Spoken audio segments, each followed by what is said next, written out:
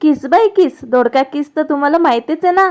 चला तर आज साबण किसूया. हो, साबण किसून काय फायदा होतो बघायचा आहे. हे बघा, अशा प्रकारे घरातला अंघोळीचा साबण आपल्याला किसून घ्यायचा आहे आणि त्यामध्ये फक्त 2 चमचे आपल्याला पाणी टाकायचं आहे आणि मस्तपैकी एकजीव करून घ्यायचा आहे जोपर्यंत त्याला फेस सुटत नाहीये. 1-5 मिनिटं लागतात, पण छान एकजीव झाल्याच्या नंतर ते अशा प्रकारे अशा थिकनेसमध्ये दिसतं. ह्या लेवलचं तयार झालं की आपल्याला घरातले कोणतेही प्लेन व्हाईट म्हणा किंवा कोणताही ड्रॉइंग पेपर घ्यायचा आहे, फक्त थोडासा कडक असावा.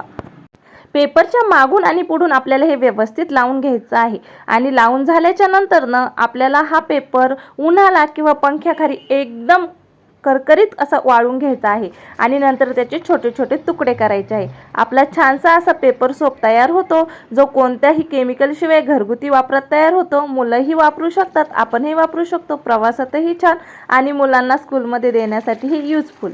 थँक्यू.